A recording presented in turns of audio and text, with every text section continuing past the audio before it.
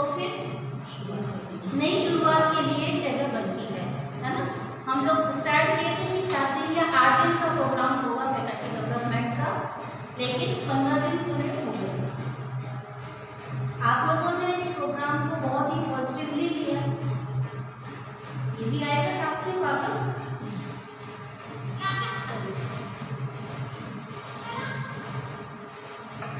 हम लोग जब भी बात करते हैं, आपको फैकल्टी डेवलपमेंट में जब शुरुआत की गई तो शुरू में थोड़ा सा सब लोगों को जो नए हैं उनको थोड़ा अजीब भी लगा होगा कि क्या हमको क्यों पढ़ाना है ना। पढ़ाने का भी टेस्टिंग होता है क्या बार बार। पर जो पुराने लोग हैं उन्हें ये पता था कि ये चीज़ें अनवरत चलती रहती हैं, प्रकृति में बहुत सारे चक्कर हमेशा चलते रहते हैं। हम भले किसी भी लेवल पर पहुँच जाए, लेकिन आवश्यकता हमेशा पीछे मुड़ के देखने की भी होती है। कुछ नया करना है तो उसके लिए हमेशा गुंजाइश रहती है। और आप सभी ने इस चीज़ को बहुत ही पॉजिटिवली लिया और पूरे प्रोग्राम को अच्छे से आप लोगों ने परफॉर्म किया। और आज हम लोग इस स्टेज पर पहुँचे हैं, तो आप सभी का मैं वेलकम करती हूँ इस सेशन के लिए। हम लोगों की जो ज़िंदगी है, हम लोग जब भी घर से कॉलेज की तरफ आते हैं तो सबके रास्ते में कोई ना कोई सिग्नल पड़ता होगा, पड़ता है। सिग्नल नहीं भी पड़ता तो रोड पे जब हम आते हैं तो ये देखते हैं कि हर व्यक्ति को जल्दी है, सभी को बहुत जल्दी घर पहुंचना है या अपने गंतव्य पर पहुंचना है। और ज़्यादा जल्दी उस व्यक्ति के को होती है जिसके पास सबसे बड़ी गाड़ी होती है, जिसके पास जितना छोटा साधन है उतना आराम से चलता है। साइकिल वाले धीमे धीमे चलते हैं, हम लोग कितनी भी हमको जल्दी है तो हम हॉर्न बजाते रहते हैं, और वो अपने आराम से चलते हैं। पैदल वाला उससे भी आराम से चलता है, भले कुछ भी हो। और सबसे आराम से कौन? जो जानवर हमारे रास्ते पर बैठे रहते हैं। क्यों? क्योंकि उन्हें किसी भी चीज़ की कोई चिंता नहीं, वो अपने मस्त रहते हैं, है ना। तो जितने ज़्यादा संसाधन हमें मिल रहे हैं, हमारी जिंदगी में भागदौड़ उतनी ज़्यादा बढ़ रही है, व्यस्तताएँ उतनी ही बढ़ रही हैं। वही 24 घंटे आज से 100 साल पहले भी होते थे, वही 24 घंटे आज हैं। उस जमाने में लोगों के पास बहुत सारा वक्त था, अपनों के लिए, अपने अपनों के लिए, दूसरों के लिए, सभी के लिए वक्त होता था। जबकि संसाधन कम थे, सारा काम उन्हें खुद करना पड़ा। लेकिन आज के ज़माने में जितनी ज़्यादा संसाधन बढ़े हैं, हमारी व्यस्तताएँ उतनी ही बड़ी हैं और हम अपने आप से, अपने अपनों से भी दूर होते जा रहे हैं। तो जितने हॉर्न हम लोग सुनते हैं रास्ते में, तो सबसे ये लगता है कि क्या इस हर व्यक्ति भाग रहा है जिंदगी की दौड़ में। सभी एक दूसरे को मतलब ये भी नहीं देखते हैं कि टक्कर मार रहे हैं साइड से, लेकिन हमें आगे बढ़ना है। तो हमें किसी को टक्कर मार के गिरा कर आगे नहीं बढ़ना है। यदि हमें बढ़ना है तो अपने हिसाब से खुद आगे बढ़े, किसी को गिरा कर नहीं। एक तो सोच हमारी ऐसी होनी चाहिए। ऐसे ही व्यस्ततम जिंदगी में एक दिन अचानक, मेरा भी शेड्यूल वैसा ही बिजी रहता है जैसे सबका रहता है ना। तो सुबह सुबह जब काम करते करते, डस्टिंग करते करते, मेरे खुद के ड्रेसिंग टेबल के आईने पर मेरी नजर पड़ी। मुझे लगा कि शायद बहुत दिनों से व्यस्तता के कारण मैंने इसे साफ नहीं किया। कुछ लकीरें धुंधली दिख रही थी, कुछ गड़बड़ सी दिख रही थी, धुंधलापन भी था, कुछ धब्बे भी थे। मैंने तरह तरह के सॉल्यूशन लगाए, स्प्रे किए उस आईने के ऊपर, लेकिन कुछ भी नहीं हुआ। फिर सहसा मेरा आईना मुझ पर गहरी से मुस्कुराया और बोला, ये जो धुंधलापन तुम्हें दिख रहा है, ये मुझ में नहीं, तुम्हारी नजर में है। ये जो लकीरें तुम्हें दिख रही हैं, ये धूप की या खरोंच की लकीरें नहीं, ये तुम्हारे चेहरे की, माथे की लकीरें हैं। ये जो सफ़ेदी तुम्हें दिख रही है जगह जगह, ये सफ़ेदी मुझ में नहीं, तुम्हारे बालों की है। अब तुम्हें तो कभी वक्त ही नहीं होता, कभी ऑफिस के काम, कभी बुजुर्गों की सेवा, कभी बच्चों का लालन पालन। तो हस्बैंड को थोड़ा टाइम दिया, उनका टिफिन तैयार करना, तुम्हारा जीवन तो यही है। तुमने कभी मुझसे पूछा कि मुझे क्या चाहिए? हर फोन बेल, डोर बेल, सबकी आवाज़, किसी की दर्द की चीख, किसी की आहट, बच्चे की पुकार, सब कुछ तुम्हें सुनाई दी, पर तुमने कभी मेरे मन की आवाज़ नहीं सुनी। जब इस प्रकार के अंतर्द्वंद होते हैं तब सिचुएशन बनती है उस स्थिति की जिसका वर्णन मैडम ने अपने फर्स्ट सेशन में किया था, जो दुर्खिम का आत्महत्या का सिद्धांत। जब हमारा तन मन यानी माइंड बॉडी और सोल जो है उसके बीच में हम लोग सामंजस्य नहीं बिठा पाते हैं तो नकारात्मक विचार हमारे अंदर आते हैं और वही नकारात्मक विचार आत्महत्या को उकसाते हैं। तो दुर्खिम के सिद्धांत को निगेटिवली नहीं लेना है। दुर्खिम ने भी यही कहा कि जो आत्महत्या करते हैं जिनके ऊपर निगेटिविटी हावी है उसे हम किस प्रकार से सोशल बहिष्कार करें, सामाजिक रूप से ऐसे चीज़ों का बहिष्कार करना है ताकि ऐसे प्रयास ना हो। उस निगेटिविटी के साथ जो हम आगे बढ़े तो जो भागदौड़ थी उस भागदौड़ भरी जिंदगी में भागदौड़ क्यों आई है या थोड़ी भागदौड़ हम कम करें, उसके लिए फिर मैडम ने एक आर्टिफिशियल इंटेलिजेंस की बात की। जिन मशीनों पर हम निर्भर हैं कि हम अपने काम को कम करने के लिए आर्टिफिशियल इंटेलिजेंस के द्वारा मशीनों पर निर्भर हो रहे हैं और उन पर निर्भरता भी कितनी सही है। साथ ही साथ सीमा मैडम ने बताया कि हमें हमारे एड ईगो और सुपर ईगो को किस प्रकार से सामंजस्य बनाना है। वहाँ कॉन्शियस, अनकॉन्शियस, सबकॉन्शियस बहुत सारे माइंड का एनालिसिस भी हमने किया। इसी सोच के साथ जब आगे बढ़े तो बात आई जब मेरा आईना कह रहा था कि मुझे मेरे लिए टाइम नहीं है। मैंने कभी अपने मन से ये नहीं पूछा कि मेरे अंदर मन को क्या चाहिए, मेरी खुशी किस चीज़ में है। मेरी खुशी तो आज तक उसी में थी जिसमें सब खुश है उसमें मैं खुश हूँ। हर व्यक्ति को सेटिस्फाई करना, खुश करना ही मेरा काम है, यही मेरी लाइफ है। तब मैडम ने ये याद दिलाया, नेहा मैडम ने, हमें क्या चाहिए ये भी हमें जानना चाहिए। उसी के बाद सीमा मैडम ने कहा सकारात्मक सोच रखें ताकि आत्महत्या जैसे नकारात्मक विचार हमारे मन में ना आए। फिर हम आध्यात्म की ओर बढ़े। कुछ क्वेश्चंस हमने खड़े कर दिए कि क्या क्या चीज़ें, व्हाई, हूम, हाउ, कैसे कैसे हमको करना है लाइफ में, भी ये क्वेश्चंस उसी तरह से लागू होते हैं। मैडम ने आध्यात्मिकता का पाठ पढ़ाया कि किस तरह से हम आध्यात्मिकता के द्वारा अपनी लाइफ को पॉजिटिव वे में ला सकते हैं और उसे सफल बना सकते हैं। उसके बाद हमने अष्टांग योग पढ़ा भूमिजा मैडम से कि किस तरह से शांतिपूर्ण जीवन, खुशहाल जीवन को हम जी सकते हैं। इन्हीं सभी चीज़ों के साथ आज हम लोग शुरुआत करेंगे एक नए सेशन की कि how to lead a successful life और हैप्पी लाइफ। हैप्पी लाइफ क्या है? पहले तो ये सक्सेसफुल हम कब कहेंगे? जब हैप्पी लाइफ। तो हैप्पी लाइफ के लिए हमें क्या प्रयास करना है? सबसे पहले तो सबको खुश रखना है लेकिन अपने आप को भी खुश रखना है। तो पहला पॉइंट क्या होना चाहिए? Be smile and make others to smile. खुद भी मुस्कुराते रहिए और दूसरों को भी मुस्कुराइए। खुश रहना सबसे ज़्यादा जरूरी है जीवन में यदि आपको आगे बढ़ना है। इसके बाद हम क्या सोचें, जो अपने बीच में भी बात आई थी कि पॉजिटिव थिंकिंग। तो हमारा जो एटीट्यूड है वो हमेशा पॉजिटिव होना चाहिए। किसी भी चीज़ को देखने का नज़रिया अगर आपका पॉजिटिव है तो आप लाइफ में सक्सेस प्राप्त कर सकते हैं। तो पॉजिटिव एटीट्यूड के साथ हम लोग ये चीज़ देखें कि जब भी हमारे पास पानी का ग्लास है, ये एग्जाम्पल कई बार आप लोगों ने सुना होगा कि मेरे पास एक आधा भरा हुआ पानी का ग्लास है।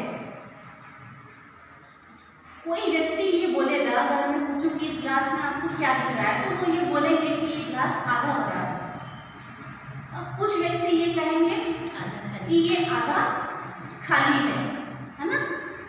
तो ये ग्लास तो आधा ही भरा है, पर किसी की सोच ऐसी है कि वो सिर्फ उसको खाली वाला पार्ट दिखता है और दूसरे व्यक्ति को सिर्फ भरा हुआ पार्ट दिखता है।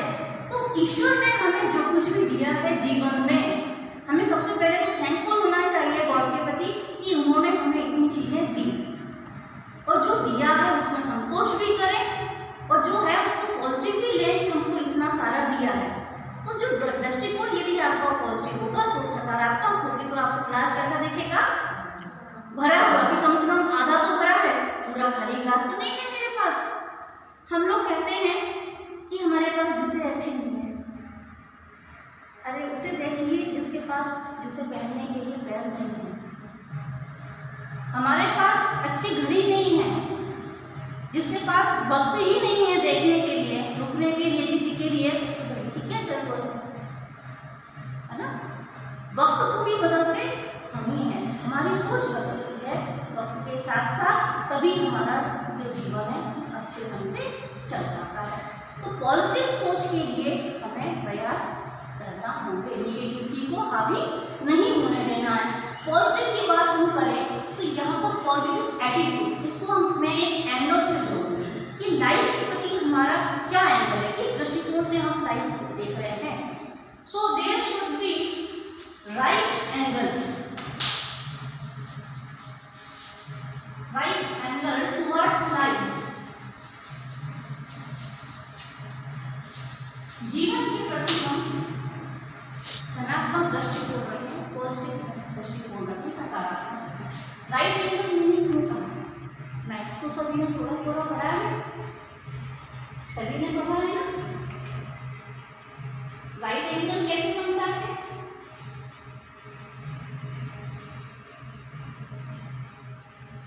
जब ये 90 डिग्री का एंगल बनाती है कोई भी चीजें, तो ये इस प्रकार से हम कहते हैं ऐसे राइट एंगल, है ना। राइट एंगल बनना, यदि हम फर्श पर हैं तो अर्श चाहने की हमारी तमन्ना होनी चाहिए, हमारे अंदर इतनी महत्वाकांक्षा हो कि हम फर्श से अर्श तक पहुंच सकें, ठीक है। लेकिन यदि हम अर्श पर पहुंच गए हैं तो हमें किसी को हीन दृष्टि से नहीं देखना है, हमें हमारे अंदर ईगो को डेवलप नहीं होने देना है। यदि आपके अंदर ईगो आया, अहंकार आया, तो आप वापस भी फर्श तक पहुंच सकते हैं। और जो लोग नीचे हैं, आपके पास सब कुछ है, आपका क्लास पूरा भर गया है ना, तो आपको दूसरों की मदद के लिए आगे बढ़े। हम लोगों ने क्या देखा है कि जो छोटे छोटे घास होती है, तिनके होते हैं, वो हमेशा सीधे होते हैं, क्योंकि उन्हें दबाने वाले बहुत हैं, हर पग पे उन्हें दमन करने वाले लोग मिलते हैं, उनके ऊपर हम चलते हैं, हमें बहुत आनंद आता है, लेकिन तिनका खड़ा रहता है, उसके अंदर रिजिडिटी होना बहुत ज़रूरी है, सेल्फ डिटर्मिनेशन होना बहुत ज़रूरी है, यदि उसे बड़ा होना है तो। लेकिन जो बड़ा हो गया है उसे झुकना उतना ही आवश्यक है जितना उस तिनके को सीधा खड़ा रहना। तो यहाँ यदि खजूर का हम पेड़ लगाते हैं तो उस खजूर के पेड़ को झुकना चाहिए और इस तिनके को खड़ा रहना है सजग, ताकि कोई उसका दमन ना कर पाए और वो अपने प्रगति पथ पर आगे बढ़ता रहे। तो जब हम नीचे हैं तो बिल्कुल महत्वाकांक्षा रखिए और हर संभव प्रयास कीजिए कि हम ऊंचाई तक पहुंच सकें। और जब ऊपर हैं तो आगे और क्या कर सकते हैं, किन लोगों को ऊपर उठा सकते हैं, किनकी सहायता कर सकते हैं। फलदार वृक्ष हमने हमेशा देखा कि फलदार वृक्ष हमेशा झुका हुआ होता है और जो नहीं झुकेगा वो टूटेगा, ये भी ध्यान रखें। जिसके अंदर फ्लेक्सिबिलिटी नहीं है, रिजिडिटी है, उसके अंदर रिजिडिटी क्यों होगी? क्योंकि उसके अंदर अहम आ चुका है, अहम है, अहंकार है उसके अंदर, इस कारण वो झुकेगा नहीं, रिजिड रहेगा, तो एक ना एक दिन वो वक्त की आंधियों से टूट जाएगा। और जो झुक गया है वो दूसरों की सेवा करेगा, है ना। और जो छोटा तिनका है उसको तो पैर रखकर चल रहे हैं, फलदार वृक्ष है, उससे हम लेने का प्रयास करेंगे। तो ऐसे दृष्टिकोण हमें रखना है। हमारे जो दर्शन है उसमें भी ये बात कही गई है। मैथमेटिक्स को मैं यहाँ लाइफ से कोरिलेट कर रही हूँ। मैथमेटिक्स में दो तरह के एंगल होते हैं, राइट एंगल से रिलेटेड। हमारा जो ज्ञान और दर्शन था वो बहुत ही उन्नत था वैदिक काल में भी। जिन चीज़ों को बाद में पाश्चात्य सभ्यता ने कोर्स में लेकर आया कि हम इनको इजाद करते हैं, और ये सभी चीज़ें पहले से थी कि यदि हम ये देखें कि ये बिल्ली यहाँ पर बैठी है, बिल्ली कहाँ है? यहाँ बैठी हुई है बिल्ली, ठीक है। और एक चिड़िया ऊपर बैठी है, चिड़िया को तोड़ना है। बिल्ली की निगाह हमेशा चिड़िया पर रहेगी, उसको टारगेट यहाँ है, तो वो कौन सा पॉइंट बना रही है? उसे और चिड़िया उससे डर के कैसे भागेगी, उन्नयन कोण और अवनमन कोण की बात यहाँ पर हमारा विज्ञान कहता है। तो हमारे जीवन में भी उन्नयन कोण और अवनमन कोण की बहुत आवश्यकता है। जब नीचे हो तो ऊपर के लिए सोचो, और जब ऊपर हो तो नीचे वालों का हेल्प करना है, और नए सिरे से क्या सृजन हमें करना है, इन चीज़ों पर हमें ध्यान विशेष तौर पर देना होगा। तो ये हमारा है राइट एटीट्यूड और राइट एंगल टुवर्ड्स लाइफ। इस तरह से हम आधा काम अपने जीवन में कर लेते हैं अगर हम पॉजिटिव एटीट्यूड रखते हैं तो। सुपर ईगो जो हडसन मैंडल ने कहा था, मेरा कहना ये है कि तीनों ही चीजें उतनी ही आवश्यक, बहुत ही जरूरी है यहाँ पर, क्योंकि हमारा धर्म दर्शन भी ये कहता है कि आप पहले धर्म करें। पुरुषार्थ क्या है? वैदिक फिलॉसफी जो पुरुषार्थ है, जो पूरा साइकिल ऑफ लाइफ है, उसमें 4 चीजों को उन्होंने डिपेंड किया है कि धर्म कीजिए, धर्म के पश्चात अर्थ, धर्म के बाद अर्थ, अर्थ होगा धर्म के द्वारा, यानी अच्छे काम के द्वारा आप अर्थ को कमाएंगे, संपत्ति का अर्जन करें अच्छे कार्य के द्वारा। और अर्थ जब आ जाए तब हम अपनी इच्छाओं की पूर्ति करें। इसमें हमने डिवाइड किया है, तो चारों जो आश्रम हैं उन्हें भी साइंटिफिकली उसी हिसाब से वहाँ पे क्या डिजायर्स है, कैसे उसको फुलफिल करना है, कब आपको किस तरह की लाइफ को जीना है।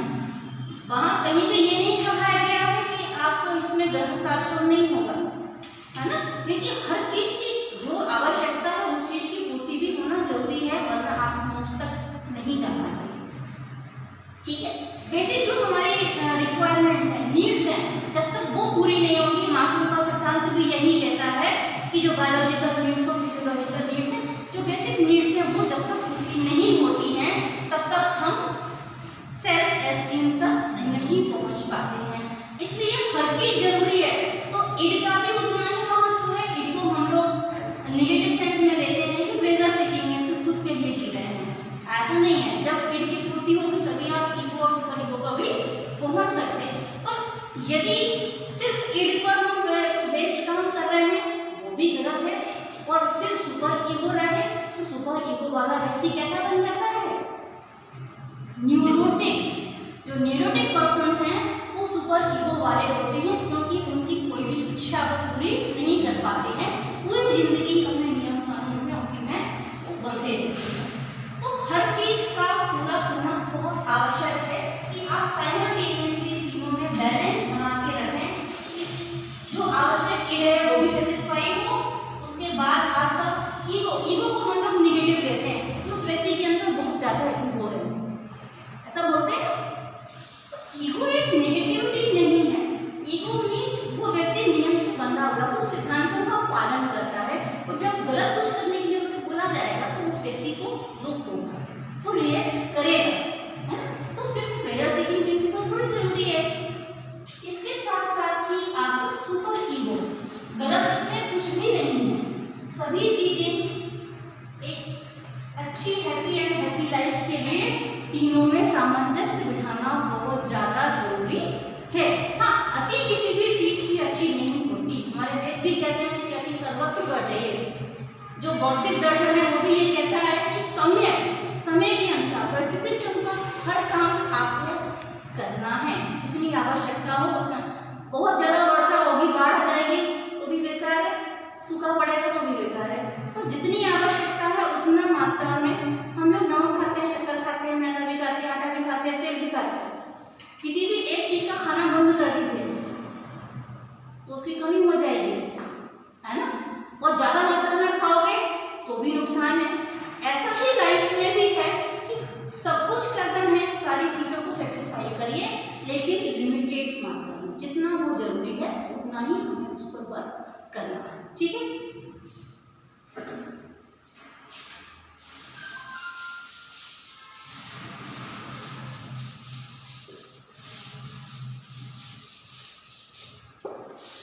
इसके बाद हम लोग देखेंगे लाइफ जो है अच्छी रहे। मेरा कहना ये है सेल्फी सभी खींचते हैं, सेल्फी का जमाना है। सेल्फी मोड से थोड़ा सेल्फिश मोड पर आ जाए, ट्रांसफर करना है सेल्फी मोड से सेल्फिश होने पर। सेल्फिश होना अच्छी बात नहीं है, लेकिन मैं फिर भी कहूंगी कि थोड़ा थोड़ा सब कुछ जरूरी है। जितनी नमक शक्कर सब लेना है ना, वैसे ही है अपने लिए भी। मेरे अंतर्मन में द्वंद क्यों हुआ, क्यों आईना मुझ पर चिढ़ाया? क्योंकि मैंने मेरे लिए कुछ नहीं किया। तो कुछ समय, स्टील द टाइम, थोड़ा सा समय उन 24 घंटों में से भले 10 मिनट का समय हो, अपने लिए चुरा लें। चुराएं, मुंह नहीं मिलेगा, कोई आपको आपके लिए समय नहीं देगा, पर हमको क्या करना है? Stealing of time for yourself. अपने खुद के लिए थोड़ा सा समय चुराइए, रोज 10 मिनट का समय भले ही चुराइए, आप पर अपने लिए निकालिए। आपका इंटरेस्ट जिस भी चीज में हो, आपको पेंटिंग करना अच्छी लगती है, ड्राइंग अच्छी लगती है, किसी को गाने सुनना अच्छा लगता है, किसी को डांस करना अच्छा लग रहा है, कोई स्पोर्ट्स में इंटरेस्ट है, खाना बनाना अच्छा लगता है, या जो भी आपको अच्छा लगता हो वो काम भी आप करिए। खुद के लिए समय निकालना है। इसके साथ साथ क्या करना है? Do activities of your interest. उस समय में क्या करेंगे? फ्रूटफुल बनाना है उसे। तो आपके इंटरेस्ट की एक्टिविटीज को आपको करना है।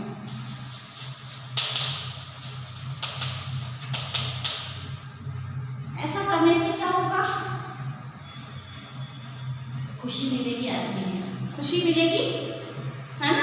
अपनी पसंद का काम दिन भर हम भाग-दौड़ करते, सब कुछ कर रहे हैं, ये तो रूटीन है हमारा। यहाँ का काम भी रूटीन है, घर का काम भी रूटीन है, ये ड्यूटीज हैं। पर ड्यूटीज से हटके कुछ अपने लिए, अपने इंटरेस्ट का करेंगे। मैडम को जैसे आध्यात्म में रुचि है, ये कहीं प्रवचन सुन लेंगी, भजन कर लेंगी, तो खुशी मिल जाएगी, मिलेगी ना? तो जब हमें खुशी मिलती है जिस भी काम को करके, हमारे ब्रेन में एक पर्टिकुलर हार्मोन सीक्रेट होता है। उस हार्मोन को एक विशेष नाम दिया गया है। इस हार्मोन का नाम है डोपामाइन। डोपामाइन, जब भी आप अपने इंटरेस्ट का काम करेंगे तो आपके ब्रेन से डोपामाइन सीक्रेट होगा, आपको मजा आएगा। आपने कहा खुशी मिलती है, आनंद। हम जब कहते हैं आनंद आ जाए, भले ही अच्छा भोजन करके आनंद आए, लॉन्ग ड्राइव पर घूमने में आनंद आए, गाने सुनने में आए, जिस काम में आए, जब आनंद की प्राप्ति होगी उस समय आप समझ जाइए कि आपकी बॉडी में डोपामाइन सीक्रेट हो रहा है। डोपामाइन क्या है? हमारे ब्रेन से सीक्रेट होने वाला एक हार्मोन है, और ये काम करता है इंफॉर्मेशन को ट्रांसमिट करने का। इंफॉर्मेशन ट्रांसमिशन का काम ब्रेन से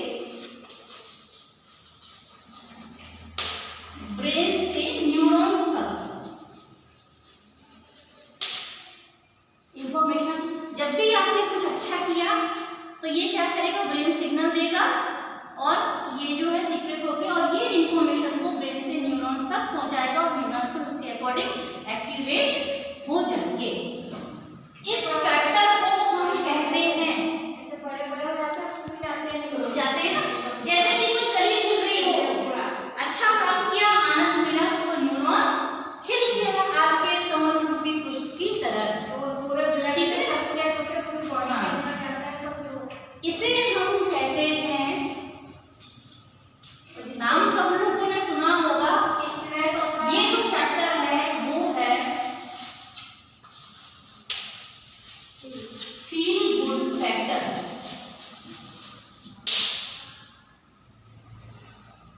FGF को बढ़ाइए, तभी आपकी लाइफ सक्सेसफुल होगी।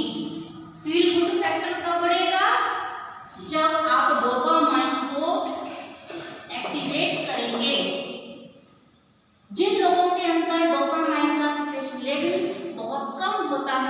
डिप्रेशन का शिकार होते हैं, है ना। थकान महसूस होना, दिन भर किसी काम में मन नहीं लग रहा है, लो एक्टिविटी लेवल, और जो हाई डोपामाइन वाले, high good factor, feel good factor वाले लोग हैं, उनके अंदर एक्टिविटी लेवल बहुत हाई होता है। हाइपर एक्टिव बच्चे देखे हम लोगों ने, कुछ लोगों को हम कहते हैं इनको तो कुछ नहीं होता, थकान ही नहीं होती, इनको 24 घंटे काम करा सकते होगा, तो मशीन नहीं है, लेकिन हमने हमारी बॉडी में वो फील गुड फैक्टर एक्टिवेट कर रखा है, इसलिए हम उसको काम करवा देते हैं, है ना। जिस काम में मजा आता है उस काम में आप समय नहीं देखते। डांस करने का बोलेंगे सबको, अभी अनवरत करेंगे ना, करेंगे, जिसे इंटरेस्ट नहीं है तो क्या, वो बोर होगा उसमें, है ना। तो हाइपर एक्टिव कौन होगा, जिसका डोपामाइन हाई होगा। तो लेकिन मेरा कहना ये है, यहाँ तो डिप्रेशन वाला देखते हैं, डोपामाइन जब लो हो गया तो वो डिप्रेशन में आ गया व्यक्ति, लो भी रहेगा उसका, है ना, किसी काम में मन नहीं लगेगा। पर ज्यादा हाई हो वो भी अच्छा नहीं है, हमेशा वही हम मिडिल पाथ अपनाएं, किसी भी काम को करें तो मिडिल पाथ जो है वो अपनाना है। इसके साथ साथ ये ध्यान रखना है, फील गुड फैक्टर के द्वारा हम बहुत सी बीमारियों का इलाज कर सकते हैं, जैसे कि डिप्रेशन, मैंने कहा यहाँ एक्टिवेट करें डोपामाइन, डिप्रेशन दूर होगा, कुछ मेनिया दूर होंगे, जो मेनिया जो फियर हमको हो जाता है वो दूर हो सकता है, आपके एल्जाइमर्स वगैरह जितने भी मेंटल प्रॉब्लम्स हैं वो सभी का इलाज फील गुड फैक्टर के द्वारा किया जाता है।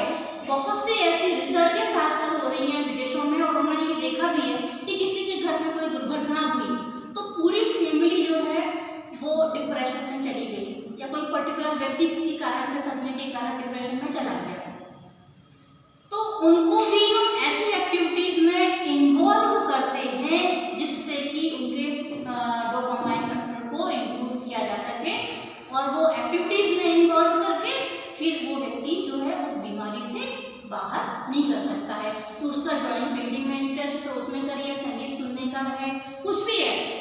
मेरा कहना यह है कि sometimes we forgot to water our own garden. हम लोग हमारे घर के फूल पौधों में सब में वाटरिंग करते हैं, पानी देते हैं, but we forgot to water our own garden. हमारा खुद का जो गार्डन है, जो भगवान ने हमें इतनी शक्ति दी है, जो शरीर दिया है, वो भी किसी बगीचे से कम नहीं है, और हम उसे पानी देना भूल जाते हैं, और जब वो भूलेंगे तभी ये नकारात्मक विचार आएंगे और आपकी लाइफ स्पॉइल होगी। तो इन एक्टिविटीज के द्वारा हम फील गुड फैक्टर को इम्प्रूव करके अपने ओन गार्डन को हरा भरा कर सकते हैं, और इस थेरेपी को हम कहते हैं आर्ट थेरेपी, क्योंकि यहाँ हम वो सारी एक्टिविटीज कर रहे हैं जिन एक्टिविटीज में हमें इंटरेस्ट है।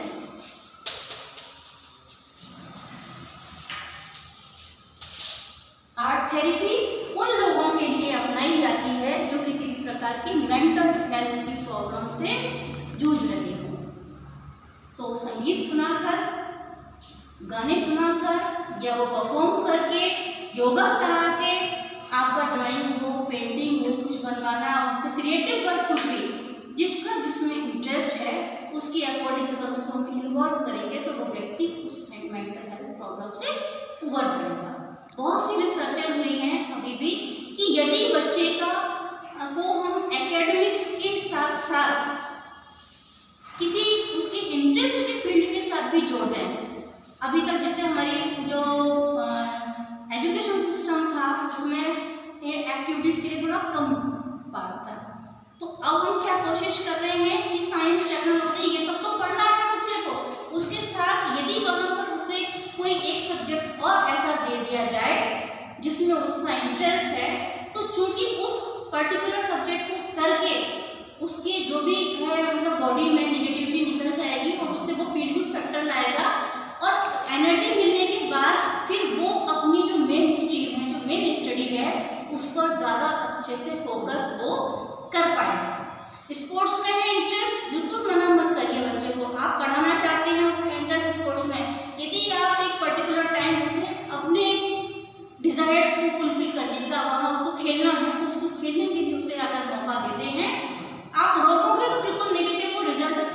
लिमिट्स में भी लाएगा। लेकिन यदि आप स्पोर्ट्स में भी उसके लिए पर्टिकुलर टाइम देते हैं तो वहाँ से वो मेंटली सेटिस्फाई हो गया है, खुश होकर आया है, तो दुगनी एनर्जी से वो अपनी स्टडीज को कर सकता है और बेटर रिजल्ट्स हमें मिल सकते हैं बनस्पत इसके कि हम उसके ऊपर थोप दें कि आपको मैथ, साइंस, टेक्नोलॉजी, मेडिकल यही पढ़ना है। इसके साथ साथ में हमारी न्यू एजुकेशन पॉलिसी जो है वो इंक्लूजन की बात करती है, इंटीग्रेशन की बात करती है। स्टेम का ये कॉन्सेप्ट आया है वहाँ, स्टेम।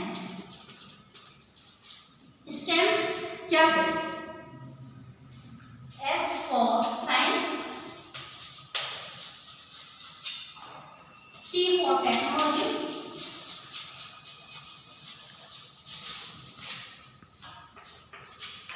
E फॉर इंजीनियरिंग और जब बात हम करते हैं M फॉर मैथ्स। इन सभी सब्जेक्ट के साथ, स्टेम्स के साथ साथ हमें किसको इंक्लूड करना है? आर्ट को या स्किल को। जब हम इंक्लूड करेंगे तब जाके बच्चे का परफॉर्मेंस बहुत अच्छा हो जाएगा और आगे जाके सक्सेस उसे लाइफ में मिल सकती है। ठीक है। Be kind to others, next जो पॉइंट हम लोग देखेंगे। यहाँ आर्ट थेरेपी की बात हो गई, इसके ऊपर थोड़ा सा डिस्कशन हम और करेंगे पर बाद में करेंगे। आर्ट थेरेपी के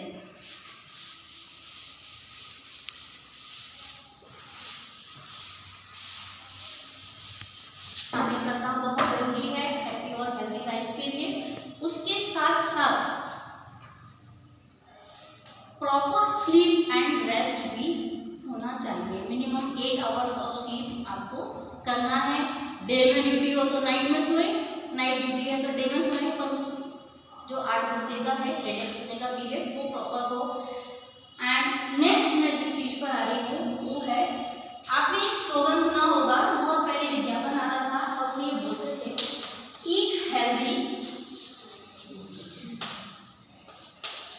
थिंक बेटर। सुना है? किस चीज के विज्ञापन में आता था? अमूल बटर, है ना?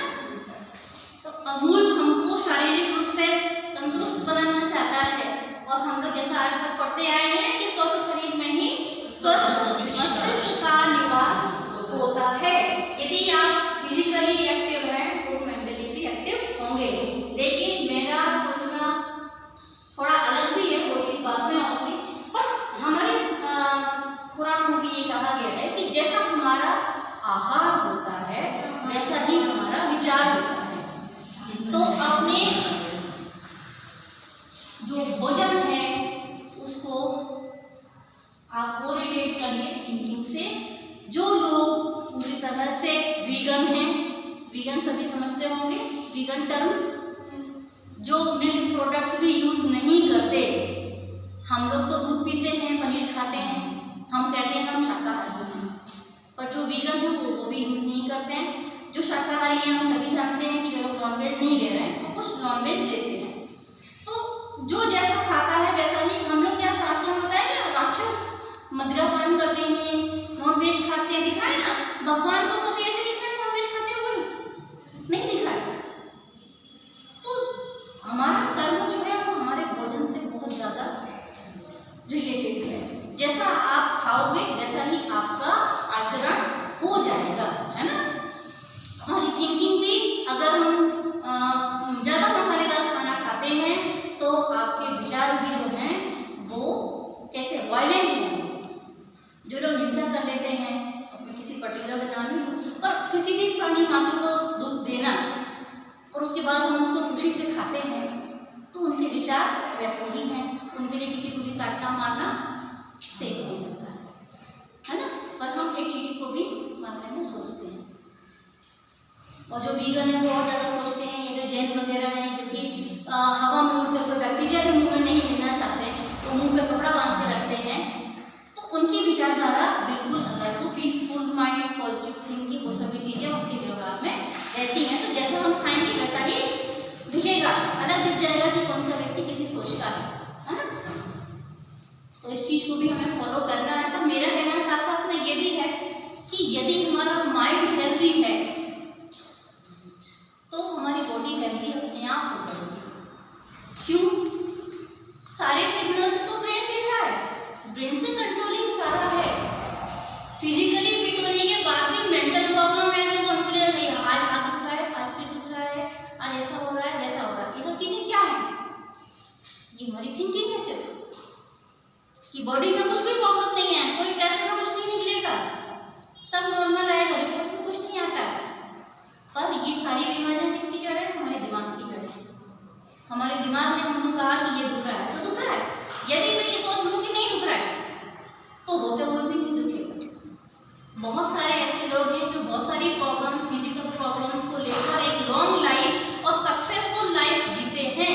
आप अमिताभ बच्चन को सब जानते हैं, दीदी को कितनी सारी मेडिकल प्रॉब्लम्स हैं, लेकिन वो आज भी 70+ में भी उतनी ही एक्टिव है जैसे पहले। तो हमारी सोच हमें बीमार बनाती है। तो मेरा कहना ये है कि पहले हेल्दी माइंड रखें तो अपने आप हमारा शरीर हेल्दी हो जाएगा। फील नहीं करना है। यहाँ वही बात वही है कि प्रॉब्लम्स कितनी भी आए, प्रॉब्लम को प्रॉब्लम की तरह नहीं लेना। हर प्रॉब्लम को अपने लिए एक चैलेंज के रूप में रखना है कि मुझे ऊपर वाले ने एक मौका दिया है कुछ नया करने का, है ना। और हमारे घर में मेहमान लोग आते हैं, आप जितना अच्छा ट्रीटमेंट दोगे उतने दिन मेहमान रुकेगा कि नहीं? लेकिन हमने अच्छा ट्रीटमेंट नहीं दिया तो 1 घंटे बाद भी मेहमान जा सकता है, जो 2 दिन को सोचकर आया हो, वो मेहमान भी अच्छा ट्रीटमेंट ना मिलने पर 1 घंटे में चला जाएगा। तो ऐसे ही बीमारियां हैं, आती रहेंगी, जाती रहेंगी। जाएंगी कब? जब हम उसे टाइम नहीं देंगे। जितना आप वक्त उसको दोगे कि अरे ये दुख रहा है, ये हो रहा है, वो हो रहा है, मुझे तो ये प्रॉब्लम है, जितना उसके बारे में सोचा, उसको समय दिया, उतना लंबे समय तक वो आपके शरीर में रहेगी। वो भी एक मेहमान की तरह है, अतिथि है, आने की तिथि है, जाने की नहीं है। और जाएगी कब? जिस दिन आप मेंटली स्ट्रांग होंगे, वो बीमारी पूरी तरह से आपके पास से चली जाएगी कि इस व्यक्ति के पास मेरे लिए कोई समय नहीं है। तो वो चीज मैं यहाँ क्यों रखूं? तो वो चीज तो एक वर्किंग वुमन के साथ होती है ना मैडम, सुबह इतनी दिक्कत होती है फिर भी काम करते हैं, सारी बीमारी हमको हमारा काम करना है। जितना हम फ्री होंगे उतना उसके बारे में सोचेंगे। भूत है, ये है, वो है, सोचते हैं लोग, तो होता है क्या भूत? अरे हम भी भूत बन जाएंगे किसी दिन। अभी ये जो क्षण है, ये क्षण 2 मिनट बाद भूत बनेगा, पास्ट होगा कि नहीं होगा? हर पल हमारे लिए नया है और उस हर नए पल को एंजॉय करना है, हैप्पीली जीना है। ये हमारा खुद की मोरल ड्यूटी खुद के लिए बनती है। कोई भी क्षण हमने पहले से नहीं पता था। क्या आपको पता था कि आज क्या क्या होगा क्लास में? नहीं पता था। मैं भी जो कुछ भी सोच के आई हूँ, हो सकता है कि यहाँ आके कुछ मेरे दिमाग में और आ गया तो मैंने उसमें ऐड किया। मुझे नहीं पता है कि यहाँ से जाने के बाद क्या होगा। तो अभी जो हो रहा है वो भी भूत बन जाएगा, पास्ट बन जाएगा, है ना। तो क्या करें? आज को जिए, लिव इन प्रेजेंट। क्या करना है? जो करंट स्टेटस है उसे एंजॉय करिए, आज में जिए न। और हमारे पास्ट को लीव करना बहुत जरूरी है।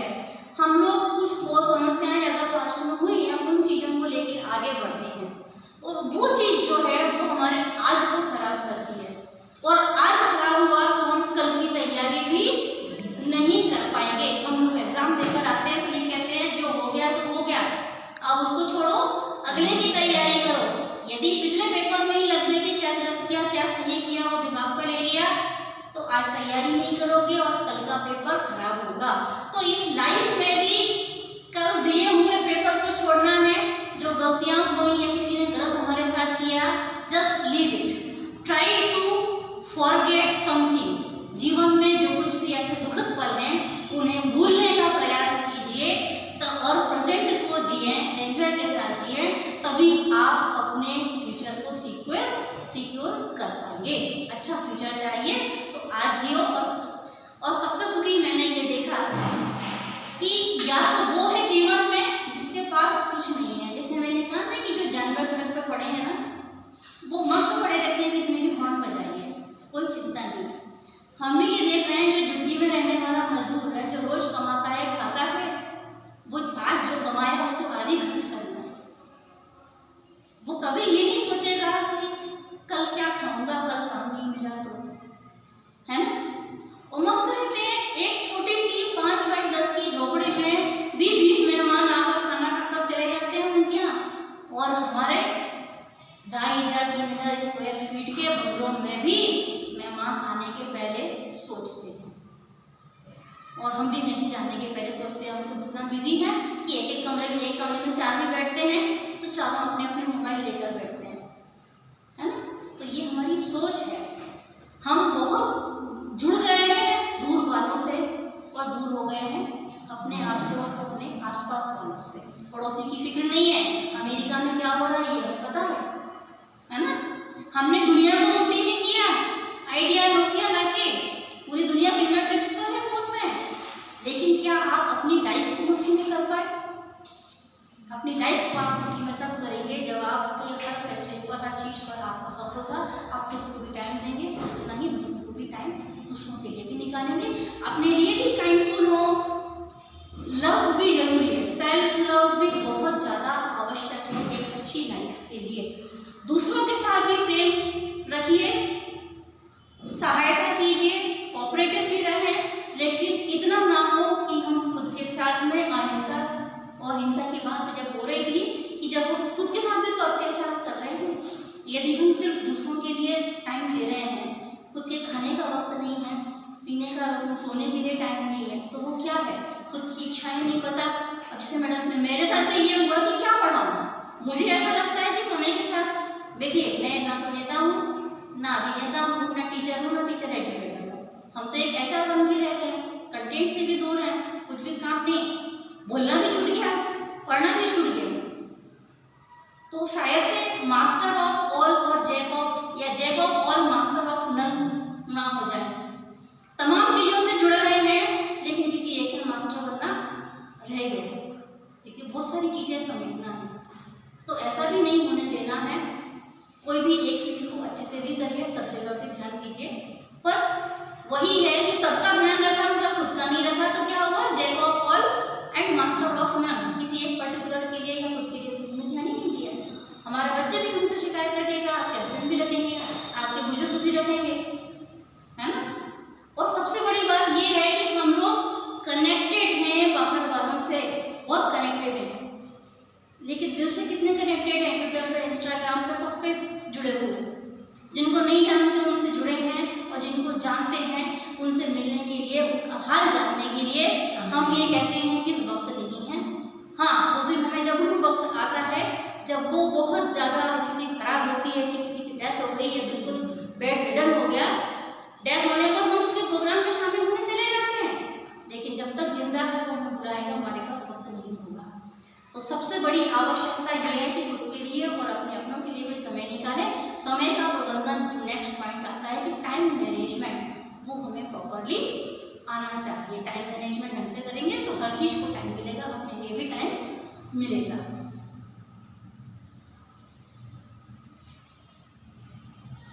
और एक छोटी सी बात कि जब हम पेट सुपर ईगो की बात कर रहे थे तभी मुझे ध्यान आया, हर किसी के अंदर एक छोटा सा बच्चा होता है। कोई व्यक्ति कितना भी बड़ा क्यों ना हो जाए, हमारे मन में एक छोटा बच्चा रहता है। तो let that child which is inside you, let him alive through out the life. जो बच्चा आपके अंदर है उसे हमेशा जीवित रखिए, ये भी आपकी ड्यूटी है। क्यों? क्योंकि वही आपकी आवश्यकताओं की पूर्ति करवा पाएगा। वो बच्चा जिस दिन मर गया उस दिन तो हम सिर्फ दूसरों के लिए समर्पित रहेंगे और अपने लिए कुछ भी नहीं कर पाएंगे। और वहाँ पर हमारा फील गुड फैक्टर है, लेकिन हमने फील गुड किसको बना लिया? सब सुखी हैं तो हम भी सुखी हैं, और उसमें सेल्फ खत्म हो गया। तो हम लोग ये कहते हैं कि understanding the self, analysis of self भी बहुत ज़रूरी है। उसके लिए टाइम निकालना भी बहुत ज़रूरी है करने के लिए। और शायद से समय थोड़ा कम होगा तो कलर्स की बात मैं कर रही थी अभी, आर्ट थेरेपी में कुछ कलर्स जो रहे हैं कि एक जो पर्सन है, कोई भी पर्सन हो, उसके लिए बहुत सारे कलर्स का होना बहुत जरूरी होता है। हम लोग इतने सारे फेस्टिवल्स मनाते हैं, क्यों मनाते हैं? कुछ सोचा किसी ने? वो जीवन का रंग भरने के लिए। प्रकृति ने भी बहुत सारे रंग दिए हैं, दिए हैं, है ना? और हमारे जो इंडियन कल्चर है उसने भी हमें बहुत सारे रंग दिए हैं, ठीक है? पर रंग क्यों? रंग ना हो तो भी काम चल सकता है, लेकिन बड़ी लाइफ नहीं चलती क्यों? बेरंग चलते हैं ना? मेरा वो सिर्फ चलती है, चलती है, दौड़ती नहीं है। चलती है। अच्छा, बिना रंग के दुनिया मेरे पास वो पर्टिकुलर कलर्स नहीं है, लेकिन फिर भी मैं ये शो करने का प्रयास करूंगी। और ग्रीन बोर्ड पर कोई भी कलर चलाओ, एक जैसा दिखता है। हर त्योहार में हम लोग बहुत कलरफुल चीज़ों का यूज़ करते हैं। क्यों करते हैं? क्योंकि कलर्स हमें बहुत सारी एनर्जी देते हैं, जॉय देते हैं, हैप्पीनेस देते हैं। हर कलर एक पर्टिकुलर चीज़ को रिप्रेजेंट करता है। जब बात हम करते हैं ब्लू कलर की, ब्लू कलर जो है डिप्रेशन वाले या मेंटल किसी भी केस की, तो उसमें हम कलर्स का यूज़ करते हैं। और जहाँ जो ब्लू कलर है, वो ब्लू कलर हमें डिप्रेशन और पेन से रिलीफ दिलाता है। तो यदि कोई व्यक्ति इस तरह की किसी प्रॉब्लम से जूझ रहा है, तो उसके कमरे में जो हम चीज़ें रखें, उसमें ध्यान रखें कि हमें ब्लू कलर, किस चीज़ के लिए? Depression and pain. इस कंडीशन में हमें ब्लू कलर की थेरेपी करना चाहिए। येलो कलर जो है, हम लोगों को वैसे भी इंडियन कल्चर में येलो को बहुत पवित्र मानते हैं और ज़्यादातर ओकेशन पर रेड येलो का यूज़ करते हैं। येलो कलर मूड को एनहांस करता है। It enhances mood. जो मूड स्विंग होते हैं ना, कभी बहुत अच्छा लग रहा है, कभी बहुत खराब लग रहा है, तो येलो कलर के द्वारा हम अपने मूड को एनहांस कर सकते हैं, अच्छा कर सकते हैं। ऑरेंज कलर, ऑरेंज भी अच्छा हमारा कलर है। प्रकृति में बहुत तरह गहरे गहरे गुलाब आपको दिखते रहते हैं ऑरेंज कलर के। अच्छा लगता है ना देखकर, मन को बहुत अच्छा लगता है। किसी किसी को ग्रीनरी देख के बहुत अच्छा लगता है, किसी को पानी देख के अच्छा लगता है ना? जिसकी जैसी जरूरत होती है ना दिमाग में, उसको उस चीज को देख के अच्छा लगेगा। ऑरेंज कलर हमारे एपेटाइट को स्टिमुलेट करता है। जिन्हें भूख नहीं लगती है, उनके लिए ऑरेंज कलर का यूज करें, आपकी भूख बढ़ेगी। Stimulates the apatite. अरुचि भोजन से हो जाए, भूख की कमी होती है, तो हम ऑरेंज कलर का थेरेपी देते हैं। रेड बीमारी में भी ऑरेंज ज़्यादा खिलाते हैं। ऑरेंज खिलाइए, ऑरेंज से अच्छा रहता है। ऑरेंज ले जाते हैं। और रेड कब खिलाते हैं? रेड चीजें आयरन की कमी हो तो, है ना? और आयरन मतलब ब्लड, और ब्लड मतलब पूरे शरीर का संचालन, है ना? ब्लड जहाँ रुक गया तो सब कुछ खत्म हुआ। तो रेड कलर जो है वो आपको एनर्जी देता है। रेड नहीं है मेरे पास, तो रेड की जगह पर यहाँ पर पिंक का ही यूज करूंगी। It gives energy. उसको रेड समझ लीजिए, ये रेड है ना? एनर्जी मिलती है। अब क्या बचा? ग्रीन। ग्रीन कलर जो है रिलैक्स, ग्रीन देख के आंखों को कितना अच्छा लगता है, सुकून मिलता है, सूदिंग लगता है, सूदिंग है। तो ग्रीन कलर हमें क्या देता है? रिलैक्स, मेंटली रिलैक्स करता है ग्रीन कलर। हॉस्पिटल में ग्रीन कलर का यूज करते हैं। जब आपका आँख का ऑपरेशन करते हैं तो ग्रीन पट्टी बांधते थे पहले, है ना? और कहते हैं सावन के अंधे को हरा हरा ही दिखता है। तो हरा हरा मतलब बहुत अच्छा दिखना, काम रिफ्रेशिंग लग रहा है, रिफ्रेशिंग है। तो ग्रीन पर्दे वगैरह सब ऐसी चीजें लगाइए तो उससे आपको ग्रीनरी अपने घर में रखें, सबसे अच्छी बात ये है। तो उससे हमें आप प्लांटेशन करेंगे तो ग्रीनरी भी मिलेगी और सब तरह के बाकी के कलर के फ्लावर्स भी मिल जाएंगे, तो बहुत सारी प्रॉब्लम्स की दूर हमारी हो जाएगी। इन्हीं सभी चीज़ों को, इनका प्रॉपर बैलेंस जरूरी है और जिसको जैसी प्रॉब्लम है उसके अकॉर्डिंग हम उसको कलर थेरेपी दे सकते हैं।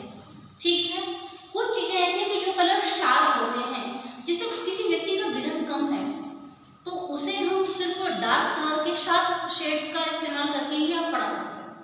उसको दूसरे का डल जो शेड्स होंगे उनको दिक्कत आएगी। ट्रैफिक सिग्नल को लाल क्यों बनाते हैं? वो जो आपका सिग्नल जितने भी रहो, आपका ट्रेन का सिग्नल हो, कुछ भी हो, लाल बत्ती दूर से दिखनी चाहिए कि स्टॉप होना है, डेंजर है। क्यों? होती है, दूर से दिख जाती है, विजन कम वाले को भी दिखेगी, है ना? उससे खतरे का निशान भी है। खतरा है तभी तो रोक रहे हैं, आगे खतरा है इसलिए रोक रहे हैं। तो हाँ, खतरे से एक चीज जरूर ध्यान आई कि हमारी लाइफ में भी कभी कभी ऐसी कंडीशंस आती हैं कि जहाँ हमें ये लगता है कि ये ऊपर वाले ने हमारे साथ गलत किया। क्यों? मेरे पास ये मैं अगर आगे लगा लूँ तो इसके आगे क्या है मुझे नहीं पता, नहीं ना? लेकिन ऊपर वाले को, मुझे तो सिर्फ इस दीवार तक का दिख रहा है। मेरे फादर हमेशा एक चीज़ कहा करते थे कि दीवार के पीछे हमें नहीं दिखता और ऊपर वाले को दिखता है। हमें लगता है कि ये समस्या है हमारे लिए और ऐसा मेरे साथ ही क्यों हुआ, पर हो सकता है उस समस्या का समाधान करके आपके आगे आपके लिए कोई और बड़ी समस्या खड़ी ना हो, इसलिए आपको यहाँ रोक दिया गया वो लाल सिग्नल देकर। या इस समस्या का समाधान करते करते आप बहुत आगे अपने पथ पर जा सकते हैं। कुछ बहुत अच्छा है इस प्रॉब्लम के बाद, कुछ भी अच्छा घटित होने वाला होता है तो पहले कुछ छोटा मोटा बुरा भी हो जाता है ना? तो भी एक टोटके हो जाते हैं कि अब अच्छा काम पूरी तरह से संपन्न हो जाएगा, ये जो भी बुराइयां थी वो पहले ही खत्म हो गई हैं। तो एक चीज है जो अभी भी छूटी हुई है, प्रॉब्लम्स आर आवर टीचर्स। हर प्रॉब्लम हमें कुछ ना कुछ सिखाकर जाती है। जब तक समस्या नहीं आएगी आप समस्या का समाधान करना कैसे सीखेंगे? देखिए, दो जनरेशन होती है, एक जनरेशन बनाती है और दूसरी जनरेशन बिगाड़ती है। एक खुद मेहनत करके आगे बढ़ेगा। हमने सभी जगह देखा जो बड़े बड़े स्टार्स होते हैं उनके बच्चे उतने लेवल तक नहीं पहुंचते हैं। क्यों?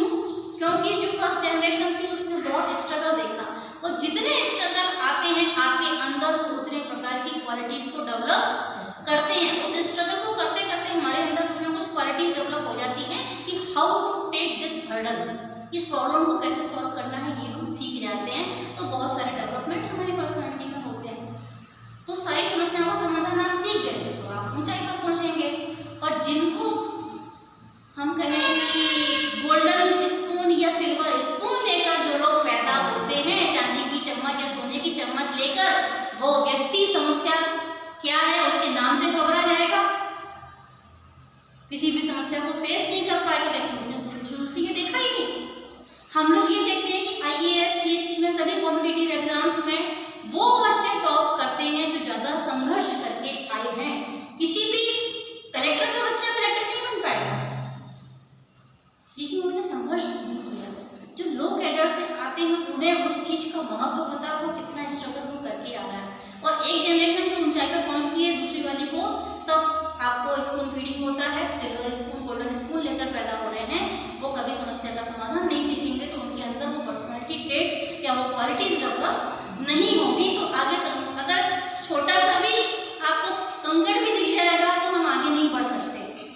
क्यों? क्योंकि हमने तो कभी देखा ही नहीं ये चीज, है ना।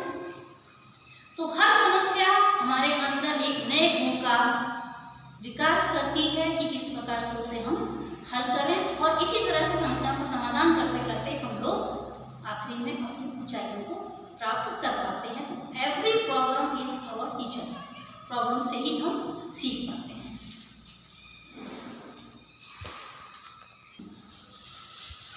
मेडिटेशन है, योगा पर भी चर्चा हुई है।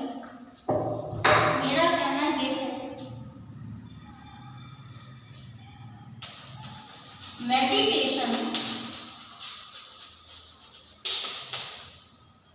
और एल्स मेडिकेशन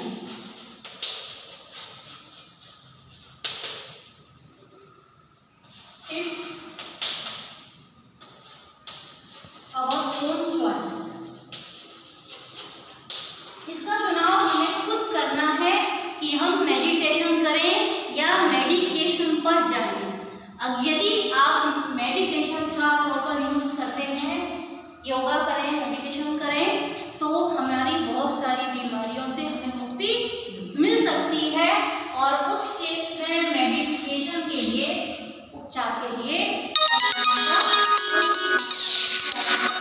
इस तरीके को अपनाएं, प्राचीन तरीके को, या इस आधुनिक साइंस को अपनाएं, मेडिकल साइंस को अपनाएं। ये चुनना किसे है? हमें चुनना है। इट्स आवर ओन चॉइस, तो हम ध्यान रखें। अब मेडिटेशन के द्वारा मेडिकल साइंस का क्या काम है, किस प्रकार से हम उसको अवॉइड कर सकते हैं मेडिकेशन को, इस चीज पर हम लोग चर्चा करेंगे।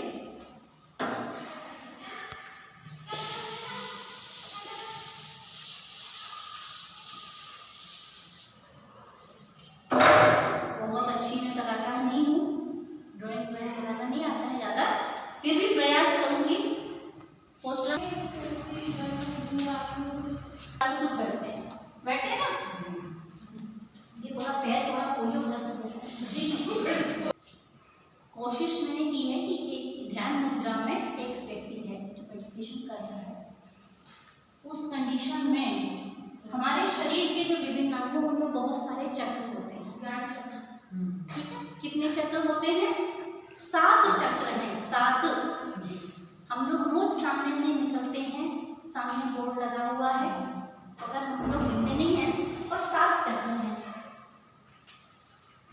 इधर एक कमल खिला रहा है, ब्रह्म कमल,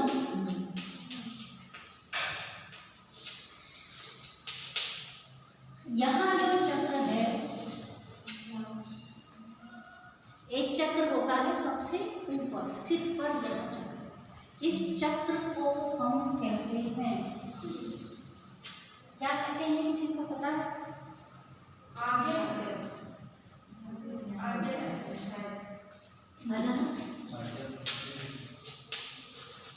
सहस्रार चक्र कहते हैं इसे, सॉरी सहस्रार, इसमें बीच में एक। इसके बाद यहाँ जहाँ पर हम बिंदी लगाते हैं, मतलब पहले जमाने में लगाते थे, वो ये जो पॉइंट है जहाँ शंकर जी का तीसरा नेत्र हमें दिखाई देता है, वो जो पॉइंट है वहाँ होता है अजना चक्र या आज्ञा चक्र जो हम बोलते हैं, वो है अजना या आज्ञा चक्र बोलते हैं। इसके बाद ये जो हमारा थ्रोट वाला पार्ट है, यहाँ भी एक चक्र रहता है, इसे हम विशुद्ध चक्र बोलते हैं, विशुद्धि चक्र। ठीक है, इसके बाद अनाहत चक्र है, अनाहत जो हार्ट के पास रहता है वो अनाहत है। उसके बाद ये है मणिपुर, मणिपुर चक्र, मणिपुरा बोलते हैं, मणिपुरा चक्र।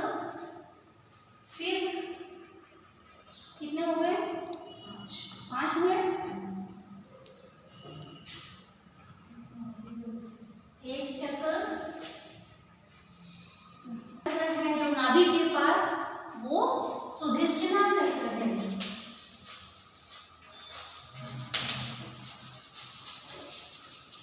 सुधिष्ठिना चक्र, और जो लास्ट चक्र है जो पेल्विक पोर्शन में होता है उसे हम कहते हैं मूलाधार चक्र। रूट है, ये है मूलाधार चक्र। इस प्रकार से टोटल 7 चक्र हमारी बॉडी में है और मेडिकेशन के द्वारा हम इन सभी चक्रों को शुद्ध कर सकते हैं, एक्टिवेट कर सकते हैं। एक विशेष बात है, हम लोगों ने सूर्य नमस्कार के बारे में जानते हैं सभी। सूर्य नमस्कार को सुबह ही करते हैं सूर्य की उपस्थिति में, है ना। उसका भी एक साइंटिफिक रीजन है। ये जो सभी 7 चक्र हैं, इसी प्रकार सूर्य की रोशनी में कितने कलर होते हैं? 7 होते हैं। कौन कौन से हैं? पीनाला। तो हम शुरू करेंगे, this is B for violet. जो हमारा सहस्रा चक्र है वो वायलेट कलर का होता है, ठीक है। आगे वाला जो अजना चक्र या आज्ञा चक्र है उसका कलर है इंडिगो, जामुनी, ठीक है। तीसरा जो थ्रोट वाला है जहाँ से कम्युनिकेशन हम करते हैं वो है ब्लू। अनाहत हार्ट वाला जो है कहाँ पहुंचेंगे? जी, है ना। ग्रीन कलर है इसका, फिर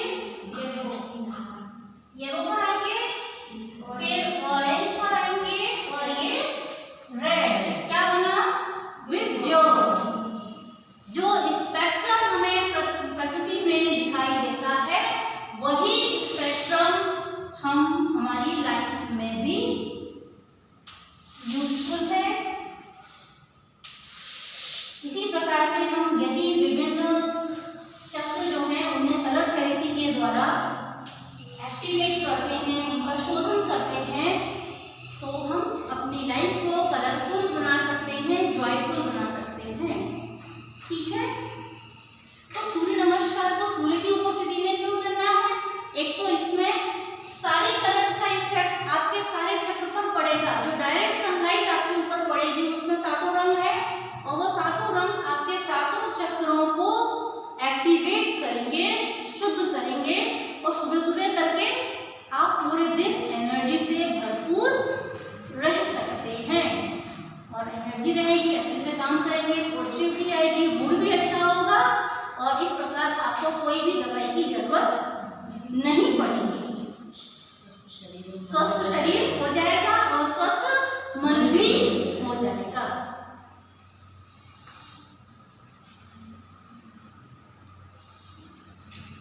ये सेशन का एंड नहीं है, हम लोग नई शुरुआत कर रहे हैं आज से। जब भी कोई चीज एंड होती, हमने कहा प्रकृति में बहुत सारे चक्र चलते रहते हैं, हमने ये पहले भी कहा था। तो जब भी कुछ खत्म होने वाला होता है इसका मतलब है कि न्यू बिगनिंग, है ना। तो न्यू बिगनिंग है हमारे विचारों की, जो विचार की प्रवाह अभी पिछले 15 दिन में यहाँ हुआ। विभिन्न प्रकार के विचार यहाँ सामने आए, जिन चीजों से हम लोग बहुत दिनों से बहुत दूर थे। एक रेगुलर लाइफ स्टाइल के बाद जो डिफरेंट यहाँ पर व्यूज आए हैं, ये प्रवाह निरंतर चलता रहना चाहिए। स्टैग्नेशन यहाँ नहीं आएगा। जहाँ स्टैग्नेशन आया, प्रवाह बंद हुआ, रक्त का प्रवाह बॉडी में बंद हुआ, इसका मतलब व्यक्ति डेड। संचरण बंद हुआ, शरीर का संचरण बंद हुआ, मतलब उठ गए, है ना। तो जीवन में भी विचारों का प्रभाव भी जरूरी है। अपनी नई योजनाएं बताइए, नए रूप में काम करिए। हर वक्त हमें जरूरत है कुछ ना कुछ सुधार की। कितने भी ऊंचाई पर क्यों ना पहुंचे, पर हमें आवश्यकता हमेशा नए सृजन की होती है, वरना रिसर्च प्रोग्राम्स बंद हो जाएंगे। सब कुछ है तो फिर क्या जरूरत है अब नई रिसर्च करने की, नए काम करने की। आप लोगों ने मुझे इतना वक्त दिया, इतने वक्त तक बहुत ही साइलेंटली और ध्यानपूर्वक सुना, इस सब के लिए आप सभी का बहुत बहुत धन्यवाद। यदि पसंद आए तो कमेंट जरूर करना, और कमेंट्स पॉजिटिव भी इनवाइटेड है और नेगेटिव भी